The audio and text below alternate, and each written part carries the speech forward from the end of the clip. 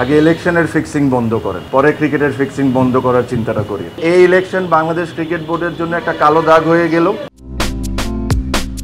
সকালে ফিক্সিংয়ের অভিযোগ তুলে বিসিবি নির্বাচন থেকে সরে দাঁড়িয়েছেন তামিম ইকবাল সহ 16 জন কাউন্সিলর। অভিযোগের তীর ক্রীড়া উপদেষ্টা আসিফ মাহমুদের দিকে। সরকারি হস্তক্ষেপের অভিযোগ তুলে নির্বাচনকে দেশের ক্রিকেটের কালো অধ্যায় বলেও আখ্যা দেন সাবেক অধিনায়ক।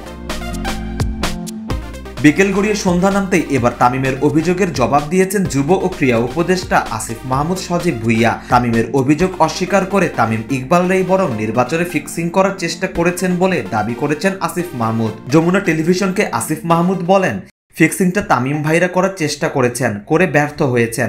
সভাপতি সেক্রেটারি এদেরকে ওনাদের পক্ষ থেকে কল দিয়ে বলা হয়েছে তাকে কাউন্সিলর দিতে হবে, ডিসিদেরকে ধমক দেয়া হয়েছে, অনেক কিছু করা হয়েছে, সেগুলো নাই বলি।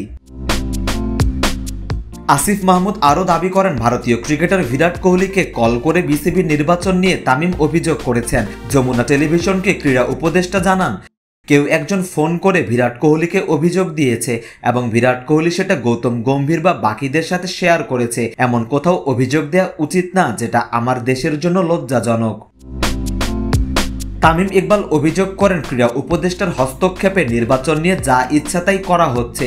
অনেকে সাবেক বিসিবি সভাপতি নাজমুল হাসান পাপনের সাথেও তুলনা করছেন আসিফ মাহমুদকে। এমন অভিযোগের জবাবে আসিফ মাহমুদ বলেন, পাপন ভাইয়ের সময় ডিস্ট্রিক্ট ডিভিশন থেকে আওয়ামী লীগের সভাপতি বা সদস্য বা বড় কোনো নেতা বা বড় কোনো নেতার ছেলেরা কাউন্সিলর হয়ে আসতো, যাদের আসলে ক্রীড়া সংস্থার সাথে কোনো সম্পর্ক নেই। আমরা ক্রীড়া সংগঠকদেরকে নিয়ে আসছি। রাজ্জাক ভাই is not my personal anything. ওনার সাথে আমার দেখা হয়েছে 1 বছর আগে, যখন তিনি বোর্ডে কাজ করতেন। নির্বাচন বানচাল করতে একটি পক্ষ কাজ করছে বলেও অভিযোগ তোলেন ক্রীড়া উপদেষ্টা। বিভিন্ন সময় নানা রকম হুমকি ধামকিও দেয়া হচ্ছে বলে দাবি অন্তর্বর্তীকালীন সরকারের এই উপদেষ্টার। তিনি বলেন, আমার কাছে কিছু এলিমেন্ট আছে, কিছু কল রেকর্ড আছে যেখানে বলা হচ্ছে যদি নির্বাচন করেন তাহলে 6 মাস পরে তার ফল ভোগ করতে হবে। মানে ইঙ্গিতটা হচ্ছে জাতীয় নির্বাচনের পরে দেখে নেওয়া হবে। তবে আলোচনার দরজা এখনো খোলা আছে জানিয়ে আসিফ মাহমুদ বলেন, তিনি প্রস্তুত আছেন যে কোনো আলোচনায় বসতে। নির্বাচন যাতে সুষ্ঠুভাবে হয় সে চেষ্টাই করছে ক্রীড়া মন্ত্রণালয়। সারোয়ার সেতু, ক্রিকেট 97।